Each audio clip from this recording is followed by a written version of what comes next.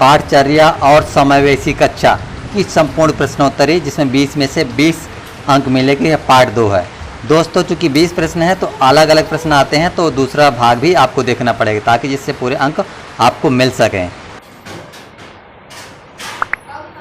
दोस्तों दीक्षा ऐप पर ये है जो हाई स्कूल हायर सेकेंडरी के लिए है। इस कोर्स का नाम है MPSEC पाठचर्या और समावेशी कक्षा, द्वारा कहाँ मध्य प्रदेश के है और यहाँ सीखना शुरू करना है। यहाँ कुछ कोर्स के मॉड्यूल दिए गए हैं, इनका सिंहावलोकन कर सकते हैं। कोर्स का सिंहावलोकन। दूसरा है पाठचर्या और समावेशी कक्षा का परिचय, जिस मॉड्यूल का नाम ही है। इसके बाद पाठचर्या है, समावेशी कक्षा है, इसका सारांश है। इसके बाद पोर्टफोलियो गतिविधि है और इसके बाद आंतरिक संसाधन है। इसके बाद थोड़ा सा और नीचे जाना है आपको और यहाँ मूल्यांकन है। तो दोस्तों हम जिस पर वीडियो बनाने वाले हैं तो ये मूल्यांकन पर बनाएंगे। इस पर 20 प्रश्न आएंगे और 20 के उत्तर आपको दिए जाएंगे। तो चलिए हम यहाँ पर क्लिक करते हैं मूल्यांकन पर। जैसे आप यहाँ पर देख रहे हैं मूल्यांकन पर क्लिक करते हैं तो यहाँ मूल्यांकन अभी ये पूर्ण है या 0 है और यहाँ सीखना शुरू करना है। तो आपको इस प्रश्नोत्तरी पर क्लिक करेंगे। जैसे प्रश्नोत्तरी पर क्लिक करते हैं तो दोस्तों थोड़ा समय बाद यहाँ पर देख पा रहे हैं यहाँ चलाने के लिए दिया है, तो हमको चलाएंगे। जैसे चलाने पर आता है तो आपका जो कंटेंट है तो कुछ लोड हो रहा है। ये प्रश्न पहला आ चुका है स्क्रीन में। समान विकलांगता वाले 2 बच्चे। ध्यान देना, आपको कुछ नोटिस 20 प्रश्न आएंगे और इनका जो क्रम है तो अलग अलग रहेगा। जो मेरे पहले प्रश्न रहेगा वो हो सकता है कि आपके दूसरे में ही रहेगा, और इसके जो विकल्प हैं दूसरा है तो किसी में तीसरा चौथा हो सकता है।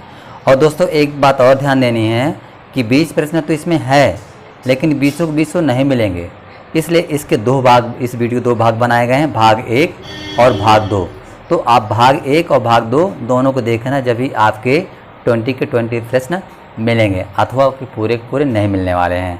तो चलिए दोस्तों ये पहला प्रश्न है, समान विकलांगता वाले 2 बच्चे। तो इसका उत्तर है कक्षा में शिक्षक द्वारा किसी भी हस्तक्षेप की आवश्यकता नहीं होगी। प्रश्न 2, निम्न में से कौन सा पाठ्यक्रम एक घटक नहीं है? तो यहाँ डिजाइन आपको करना है। प्रश्न 3, बच्चों को निःशुल्क और अनिवार्य शिक्षा का अधिकार यानी RTE अधिनियम कब अधिनियमित किया गया है और कौन से वर्ष के में लागू किया गया है? तो दोस्तों इसका है वर्ष 2019 में अधिनियमित हुआ था और अप्रैल 2009 में अधिनियमित किया गया था। अप्रैल 2010 में लागू किया गया था। प्रश्न नंबर 4, NEP 2020 स्कूली शिक्षा के मौजूदा 10 धन 2 डिजाइन किस में बदलने का प्रस्ताव है? तो यानी 5 धन 3 धन 3 धन 4। प्रश्न नंबर 5, आकलन का वास्तविक उद्देश्य है? उत्तर है सीखने में अंतर की पहचान करें और आवश्यक सहायता प्रदान करें। क्वेश्चन नंबर 6, आकलन का वास्तविक उद्देश्य है? तो सीखने के अंतर की पहचान करें और आवश्यक सहायता प्रदान करें। क्वेश्चन नंबर 7, राष्ट्रीय शिक्षा नीति 2020 NEP 2020 में प्रस्तावित समावेशन निधि और खालिस्तान से आने वाले बच्चों से संबंधित है। तो यहाँ है सामाजिक आर्थिक रूप से वंचित समूह, यहाँ पर आप लगाएंगे। इसके बाद प्रश्न नंबर है 8, सीखने के प्रतिफल स्पष्ट करते हैं। इसका उत्तर है एक निर्धारित पाठ्यक्रम के विकास, ज्ञान कौशल, व्यक्तिगत सामाजिक गुण और के दृष्टिकोण का विकास। प्रश्न नंबर 9, एक पाठ्यक्रम। इसका उत्तर है इसे सभी पाठ्य पुस्तकों को विकसित करने के बाद विकसित किया जाता है। स्क्रीन पर 10वां प्रश्न आ गया है। राम दृष्टिबाधित छात्र है, निम्नलिखित में से कौन सा उसके लिए अभिविन्यास और गतिशीलता प्रशिक्षण के लिए उपयोगी होगा। दोस्तों, वीडियो को लाइक, शेयर, कमेंट और चैनल को सब्सक्राइब कर बेल आइकन ज़रूर प्रेस करें, जिससे आने वाले इसी तरह के वीडियो या कोर्स की प्रश्नोत्तरी आपको मिल सके। एक चीज़ और ध्यान देना है, आपके दीक्षा संबंधित किसी भी समस्या के लिए, प्रश्नोत्तरी संबंधी किसी भी समस्या के लिए कृपया कमेंट ज़रूर करें। मैं आपको आशा दिलाता हूं कि आपके कमेंट का उत्तर जल्दी से जल्दी दिया जाएगा। तो ये 10वें का उत्तर है, ये स्कूल भवन के स्पर्श नक्शे। चलिए प्रश्न नंबर अब यहाँ पर 11 आ जाता है। गुप्त यानी जिसको कहते हैं हिडन पाठचर्या। तो हिडन पाठचर्या में आ जाता है अध्ययन के औपचारिक पाठ्यक्रम का हिस्सा नहीं हो सकता है।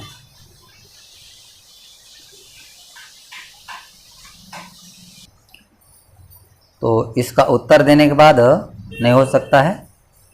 अगले प्रश्न पर पहुंचते हैं और प्रश्न नंबर यहाँ आ जाता है 12। भारत में शिक्षा पर पहली और दूसरी राष्ट्रीय नीति को किस वर्ष तैयार किया गया था? दोस्तों, किसी में पहली कहा जाता है, किसी में दूसरी कहा जाता है और किसी प्रश्न में दोनों नीतियों को साथ में ले लिया जाता है। इसलिए जो वीडियो को भाग 1 और भाग 2 दिए गए हैं, तो आपको दोनों भागों को नोट कर लेना है और इस तरह करके आप सभी प्रश्नोत्तर को सही से कर सकते हैं। तो इसका उत्तर हो जाता है 1968 और 1986। प्रश्न नंबर 13। विकलांग व्यक्ति अधिकार अधिनियम 2016, RPWD अधिनियम 2016 समावेशी शिक्षा, जिसमें विकलांगता और बिना विकलांगता वाले छात्र शामिल हैं, को शिक्षा की ऐसी प्रणाली के रूप में परिभाषित करता है जहां सभी। तो इसका उत्तर है एक साथ सीखें और शिक्षण और सीखने की प्रणाली उपयुक्त रूप से अनुकूलित है। अगला प्रश्न आ जाता है 14 नंबर। बच्चों को मुफ्त और अनिवार्य शिक्षा का अधिकार अर्थात RTE अधिनियम प्रदान करता है कि प्रत्येक बच्चे को पड़ोस के स्कूल में मुफ्त और अनिवार्य शिक्षा का अधिकार होगा। इसका जो उत्तर है 6 से 14 वर्ष की आयु और प्रारंभिक शिक्षा पूरी करने के बीच। अगला प्रश्न है 15 नंबर। क्या सीखने के लिए सार्वभौमिक डिजाइन, जिसको UGC के लिए निम्न की आवश्यकता नहीं है? आवश्यकता नहीं है तो पूछता है। तो दोस्तों, इसका उत्तर है विशेष रूप से विशिष्ट सीखने की आवश्यकता वाले बच्चों के लिए सीखने को अनुकूलित या डिजाइन करें। प्रश्न नंबर 16 है, ये 15 नंबर पुनः आ जाता है गलती से, और ये रेडियो बटन नंबर दब गई थी, इसको हमको आगे के बटन दबाना है। हाँ, और ये 16 नंबर है जो पाठचर्या के घटकों में शामिल नहीं है। तो कौन शामिल है? शिक्षकों की भर्ती और स्थानांतरण।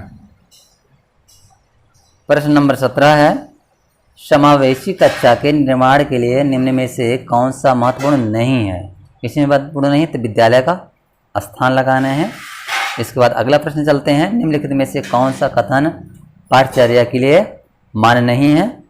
तो यहाँ आपको बता देना, यह भारत के विभिन्न स्तरों पर शिक्षा के लिए दृष्टि प्रदान करता है। और इसको लगाने के बाद अगला प्रश्न है, यहाँ पर स्कूल पाठ्यक्रम हमारी खालिस्तान से अपनी सामग्री का चयन करता है। तो कहाँ से चयन करता है? संस्कृति से। राष्ट्र, परिवार, क्षेत्र से नहीं बल्कि संस्कृति से। इसके बाद आगे बढ़ना है, यहाँ प्रश्न आ जाता है स्कूली पाठ्यक्रम की प्रमुख चिंता है। तो प्रमुख चिंता है काम की दुनिया के लिए बच्चों की तैयारी, इसको सुधार। तो ये नहीं है, आपका यहाँ पर है बच्चों का समग्र विकास। इसके बाद है प्रश्न है ये, स्कूली पाठ्यक्रम की प्रभावशीलता किसके द्वारा निर्धारित की जाती है? तो इसका उत्तर है दोस्तों छात्रों के सीखने के प्रतिफल। इसके बाद अगला प्रश्न है, अगला प्रश्न नहीं है दोस्तों, यहाँ टोटल क्वेश्चन 20 है, आंसर 20 है, स्किप 0 है।